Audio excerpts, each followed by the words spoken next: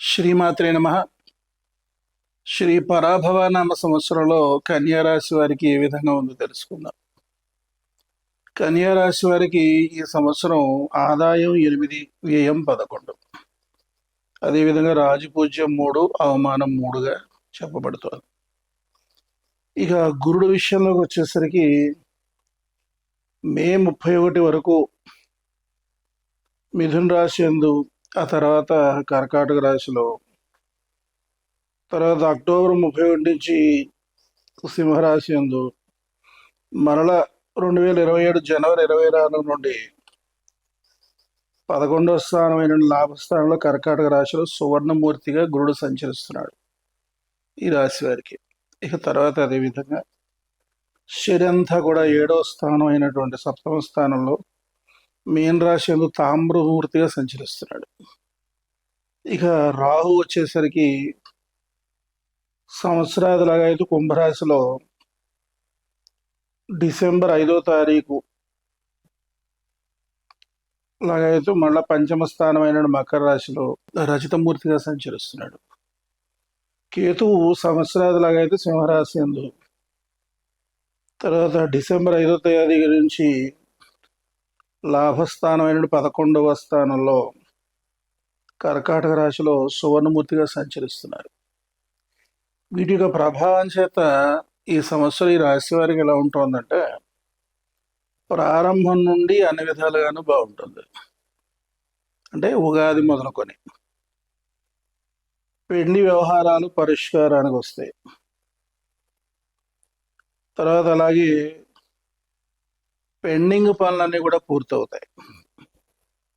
పాత బాకీలు వసూలు అవుతాయి.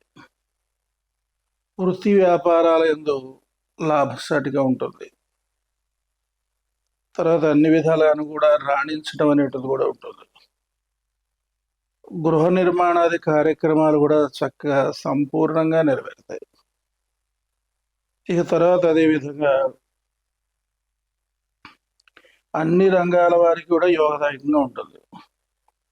బంధువులు మిత్రులు నుండి కూడా సహాయ సహకారాలు సంపూర్ణంగా అందుతాయి. శుభకార్యాలన్నీ కూడా నెరవేరుతాయి. వాహన ప్రాప్తి ఉంటుంది. అదేవిధంగా శత్రు బాధలు కూడా తొలగిపోతాయి.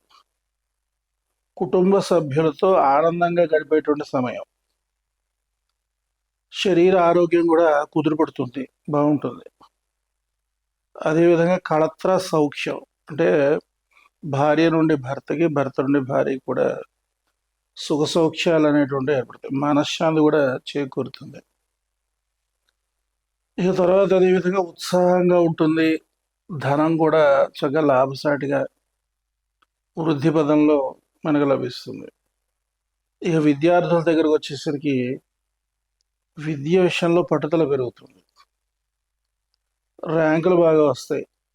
విదేశాలకు వెళ్ళి ఉన్నతమైనటువంటి విద్యను కూడా అభ్యసించేదానికి అవకాశాలు ఉన్నాయి. ఇక ఉద్యోగస్తుల విషయంలోకి వచ్చేసరికి ప్రమోషన్స్ అన్నీ కూడా రావడము, దానికి తగినటువంటి రీతిలో ట్రాన్స్ఫర్స్ జరగడము, ఇక తర్వాత ప్రైవేటు సంస్థల్లో పనిచేసేటువంటి వారికి ఉద్యోగాలు పెర్మనెంట్ అవ్వడం, తర్వాత అదేవిధంగా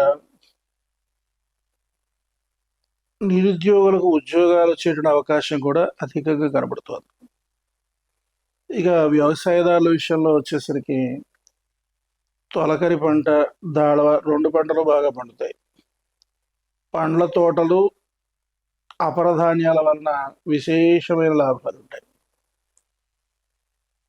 అదేవిధంగా చాలా వరకు రుణ బాధలు కూడా తీరిపోతాయి. రుణాలన్నీ కూడా తీర్చేస్తారు. ఇక వ్యాపారస్తుల విషయంలోకి వచ్చేసరికి అన్ని విధాలుగా కూడా లాభదాయకంగా ఉంటుంది. ఇక నూతనమైనటువంటి ఏజెన్సీలు కూడా కలిసి వస్తాయి ఈ సమయంలో. జాయింట్ దారుల విషయంలోకి వచ్చేసరికి కూడా సఖ్యత పెరుగుతుంది. ఇక క్రీడాకారులు, ఇక కళాకారులు, టీవీ సినీ వర్గం వారికి, నటవర్గం వారికి ధనాదాయం బాగుంటుంది. గుర్తింపు కూడా పెరుగుతుంది. సినీ నిర్మాతలు కూడా విశేషమైన లాభాలు కలుగుతాయి. కాంట్రాక్టర్లకి పనులు చురుగ్గా సాగుతాయి. అధికారుల వలన మెప్పు అనేది లభిస్తుంది. పెద్ద పెద్ద కాంట్రాక్టులు కూడా లభిస్తాయి. బిల్లులు కూడా సకాలంలో అందుతాయి. ధనాదాయం చాలా బాగుంటుంది. ఇక రాజకీయ నాయకుల విషయంలోకి వస్తే ప్రజల్లో జనాదరణ పెరుగుతుంది. సమస్యలు చాకచక్యంగా పరిష్కరిస్తారు. సాంఘికంగా గౌరవ మర్యాదలు పెరుగుతాయి. ఇక స్త్రీల విషయంలోకి వచ్చేసరికి ధన వృద్ధి ఉంటుంది, గౌరవం వృద్ధి అవుతుంది.